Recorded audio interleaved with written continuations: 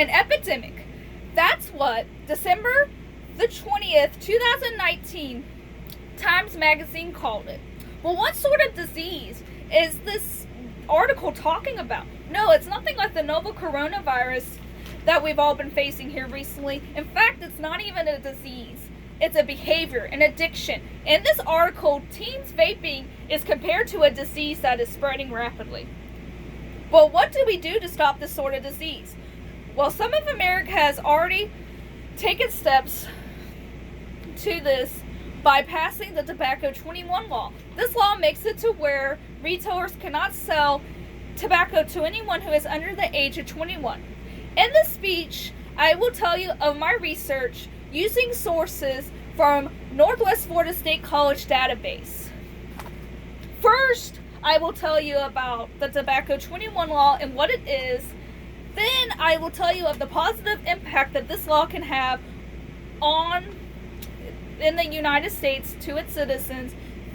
Finally, I will tell you the negative impact that this law can have on America and its citizens. Tobacco use in teens have been a problem for a very long time. It's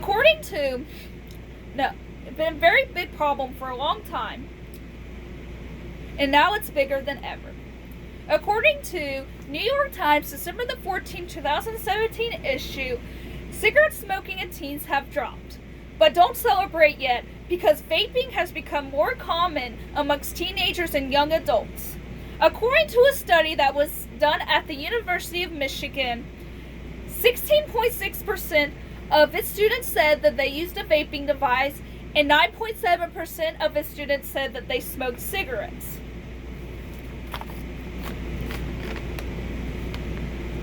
Tobacco use in teens and young adults have always been a problem, but now it has grown because of vaping. It turns out that vaping can be more dangerous than smoking cigarettes because of things like popcorn lung, or if an individual has upper respiratory problems, it could be more dangerous to them. For example, like asthma.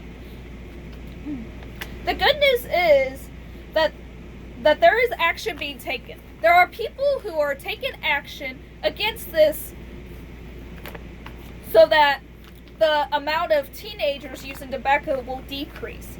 Now that we've talked about Tobacco 21 law and what it is and some background information, let's talk about the positive impact that this law could have. According to Associated Press Statewide Rhode Island Section News, March 18, 2017 issue, Rhode Island has taken steps to decrease the number of teens and young adults using tobacco by educating its students in the marketing of tobacco products, pricing, promotion, and product placement in stores, and how this impacts the young adults and teens.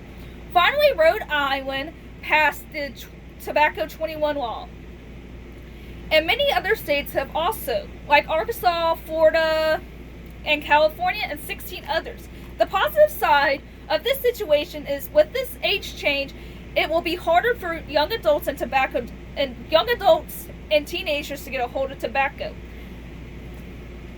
This result will lower the amount of teenagers and adults addicted to tobacco. This is because it is less likely for someone who is 21 to have any friends who are teenagers. This in turn will help children be healthier and end the cycle of addiction in the future. According to Minnesota Medicine, the January 1st, 2017 issue, the National Academy of Medicine conducted a study that examined multiple outcomes. According to the study, 223,000 people less likely died premature deaths, and 50,000 people were less likely to die from lung cancer. With these numbers, there is hope for a better future.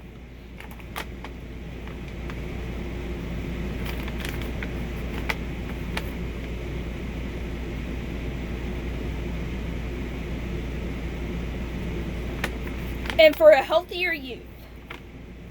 In result, youth will less likely get a hold of tobacco. In result, teenagers and young adults will less likely have addiction to tobacco later on in life, which in turn will have them more likely will live a healthier and longer life. Now that we have talked about the positive impact that this law will have on us, let's look at the negative. The negative impact of this law is ultimately you are taking away an 18-year-old's independence. We all know that the golden age for every teenager is at 18. You get the right to vote. Used to, you get to do tobacco, but now you don't.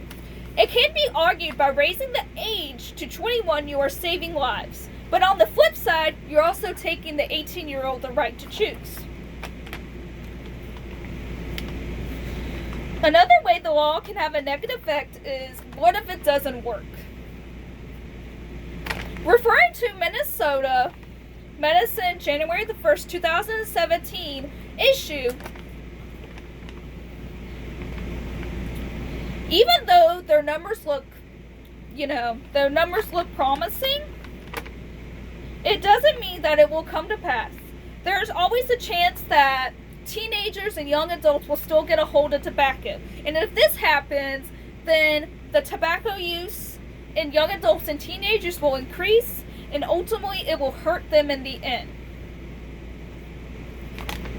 To wrap things up, in this speech, I first talked about the Tobacco 21 law and what it is.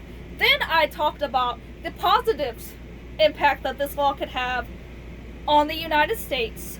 And then finally I talked about the negative impact that this law could have. Today I hope you all find the information that you needed, and I hope you've seen how this law could impact you personally. Thank you for letting me inform you about the Tobacco 21 law, and I hope y'all all have a nice day.